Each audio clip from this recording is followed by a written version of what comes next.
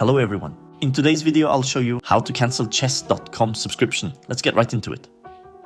If you paid by credit card or PayPal, chess.com's monthly and annual subscriptions renew automatically. If you wish to cancel auto renewal at any time, you can easily do so from your account page on chess.com. From there, click on Manage Account.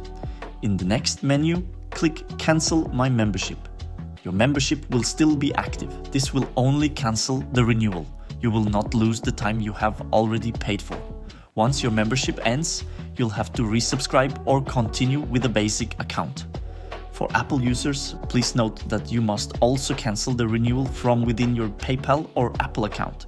Here are the steps. Go to your Apple subscriptions page and then click Manage Subscriptions and remove the chess.com subscription. For Google users, if you're subscribed through Google, you will also have the option of canceling through your Google account.